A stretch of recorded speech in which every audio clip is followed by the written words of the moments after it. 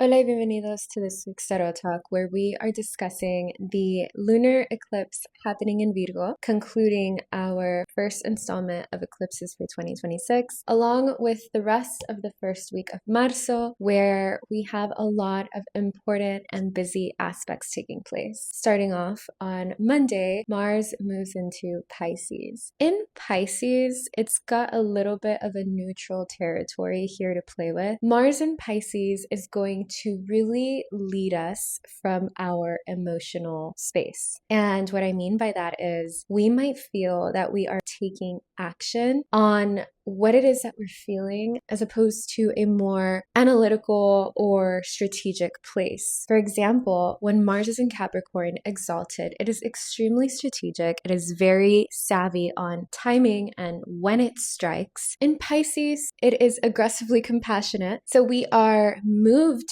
to really defending our loved ones, to really moving from this intuitive place where maybe you just have this impulse to take action on something, but maybe it doesn't necessarily make sense. You just know that you have to. That is Mars in Pisces. It moves and it strikes very intuitively. It's a water sign, so I do think a lot about the ocean here. And the ocean is a very powerful force you do not want to reckon with.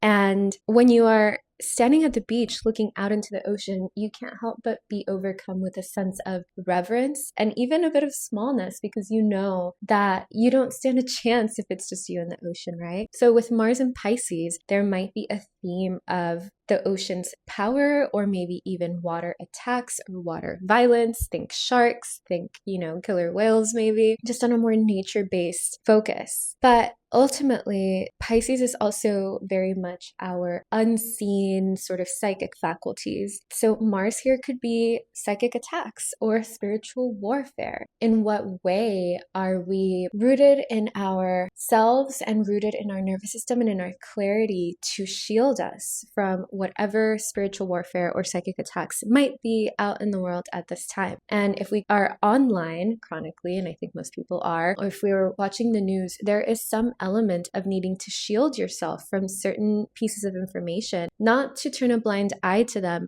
but to not let them sweep you under the current, because that is a form of manipulation that is used 100,000% to dysregulate people or to get a certain agenda to go across. And so how do we shield ourselves, and how do we keep in mind that just because someone isn't physically attacking you, there could be an energetic psychic component underlying that? And I'm not saying that it's going to be, some kind of like spiritual battlefield the second that you walk out of your house. But if you notice that there is more of a subtle way of going about your interactions or your movements, this could be that influence. Mars is going to be in a trine with Jupiter in its time here in Pisces. So I more so feel like this influence is going to lean more towards that aggressively compassionate energy, as we are in a moment in time where our compassion is genuinely at the forefront, with a lot of these crises that are happening on not just US soil, but worldwide. And it feels like really standing up for what you believe in,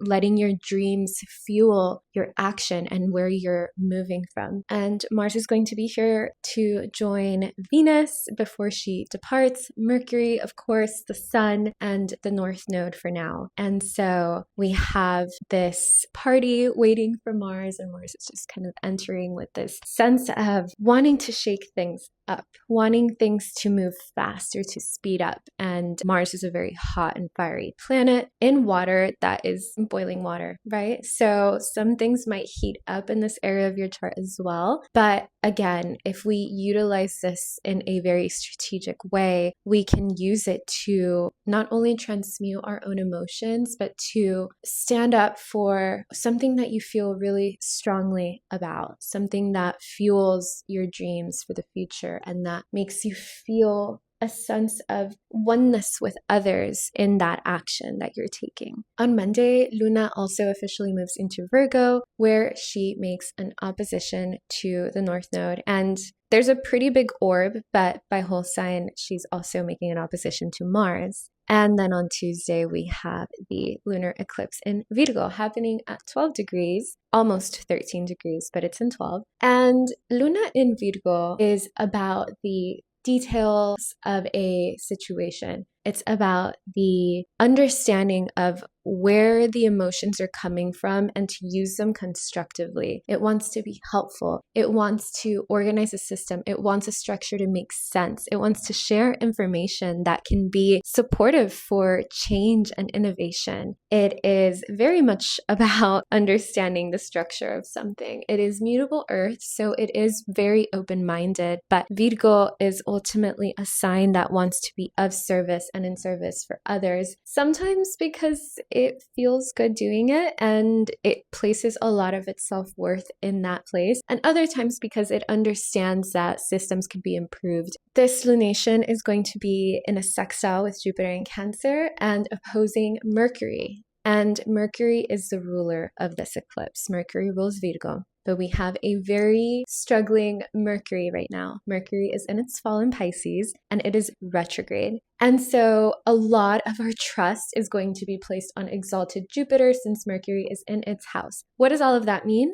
It means that we are going to have a decrease because the lunation is happening near the south node, at the tail of the dragon. There will be a decrease and perhaps even a loss of focusing so much on the analytical pieces of information or the facts. And we are going to be relying so much more on our intuition and our emotions and our feeling. And this is a moment where this decrease in logic towards feeling and intuition might feel like that's what's needed and that's what's necessary. This lunation is also going to be in an opposition to Venus in Pisces, and it is making a trine to Uranus in Tauro. So there will likely be a lot of destabilization in our focus on more of these intuitive processes rather than, logistics, and information just kind of gets thrown out the window for this eclipse. So expect things to not go as planned. But again, there's a lot of benefics involved. There's no aspects to Saturn here. And even that trine with Uranus is relatively supported considering that Uranus is in Tauro and it is ruled by Venus, who is exalted in Pisces. I'm not saying that this lunation is going to be beautiful and wonderful. It's an eclipse. It could be that. It could be really destabilizing, as eclipses usually are, because it is a moment where our source of light is disrupted. And the fact that there is a trine to Uranus here lets us know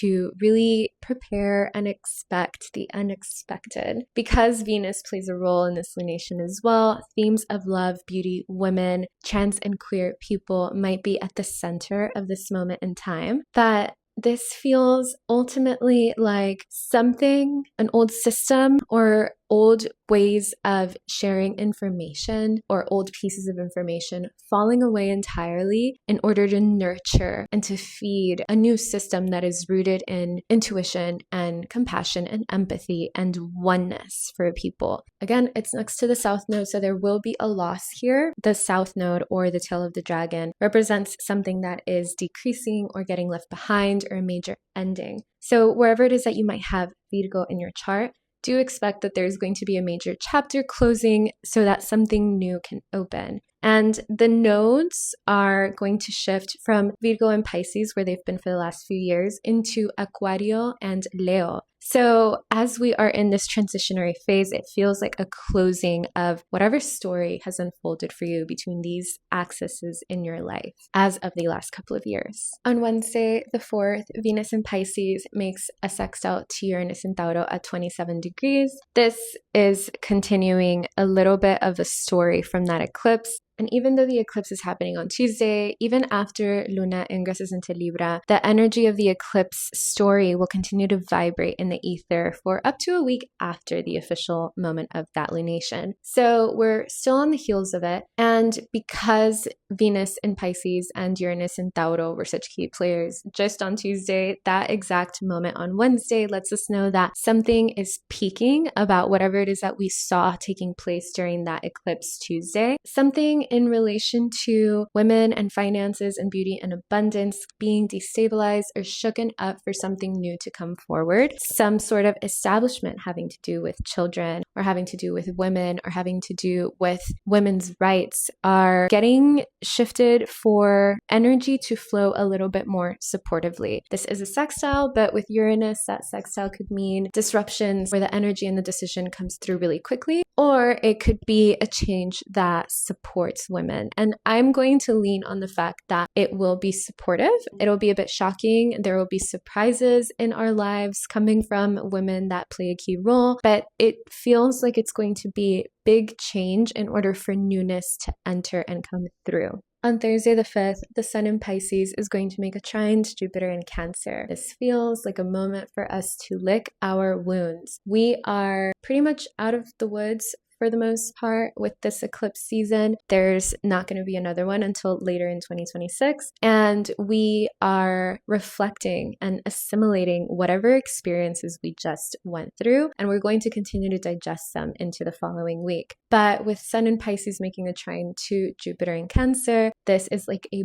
balm that we get to apply to our souls and our spirit and our body, and to really lean into our creative faculties, to lean into our emotions, to sit with what our experience has been in order to transmute them and alchemize them and move forward from a clearer, more healed place. On Friday the 6th, Venus leaves her exaltation and enters Aries, where she is in her fall. And when Venus is in Aries, there is a lot of edge to how she moves. It is unconventional. It is scandalous. She lights up a fire in a way where other people are kind of like, what is Venus even doing right now? Maybe that's you. Maybe that's somebody in your life who's just not playing by the rules anymore. There is a love for the game here that Venus has. Love in fighting. If there's someone that you just like bicker with a lot and it's kind of an aggressive dynamic, but you both are kind of into it. There's a lot of love in fighting. There's a lot of love in combat. Some people genuinely thrive when there is that edge to their relationships, to that edge in their dynamics. This could also have to do with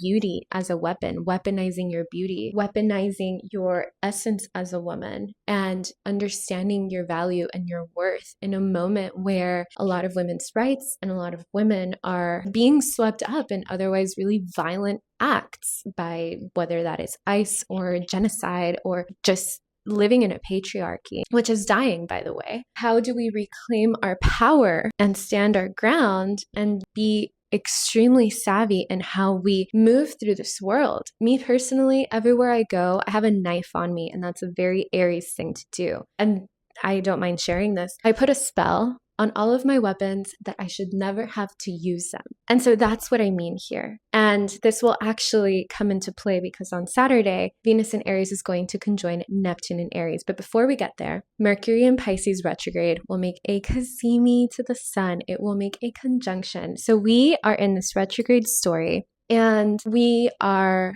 gaining clarity and insight about something important here. There has likely been a lot of blurriness and confusion and inability to really grasp a situation or get a hold of the facts or to finalize a contract or a deal. And in this moment where the sun and Mercury come together, something is being illuminated that gives us a moment of, oh, of course, why didn't I think about that before? We're still in the retrograde. We're not exactly done, but we use this moment to say, okay, this is as clear as I've seen the situation in a minute. Let me take that information as I move forward. Not out the woods yet, but then Venus in Aries makes a conjunction to Neptune in Aries. So going back to the spells that we can utilize as women or as marginalized people or, a queer or trans or whatever identifiers you might have, how is it that you are utilizing your divine feminine essence, if that's how you want to call it, to move through this world, not from a place of I am a victim or I am a target, but I am a formidable opponent should the situation arise, and I know exactly what to do should something happen. And that doesn't mean that a situation will always be able to be avoided. That doesn't mean that you will never go without people throwing microaggressions at you or someone trying to destabilize you or, heaven forbid, something violent and a physical level and an immediate level happen. We don't know what's going to happen, but we want to be ready in whatever capacity we can be. And it's never on us to anticipate the full scope of an attack or an aggression. That is literally not our fault. It is coming from the external. What can we do in those moments? Reflect back on an instance where you felt vulnerable, where you felt powerless, where someone attacked you. Maybe they said something to you and you were like, unable to even fathom a response because of the audacity of that moment. And then a day later, you're like, God, I should have said that thing. Reflect back to all of those moments and ask yourself, what is it that would have supported me? Or what is it that I could have done in my routine that day to at least help me feel more equipped to either give a response in that moment or to navigate that situation a little bit more in my body or to feel more shielded in that moment? I think that as women, to all of the women who are watching this right now, we are living in a reality where it is incredibly important to consider the possibility of, what do I do if I am attacked? Do I know to run? Do I know who to call? Do I have safe spaces to go to? What do I do? Because it would be remiss of me to not speak about violence towards women when Venus is in Aries. It just would be. And so I want to lean into the empowerment of this aspect for women to reclaim their sacred rage and to transmute it into this incredibly powerful force that we all have within us. So with this conjunction to Neptune, utilize magic, utilize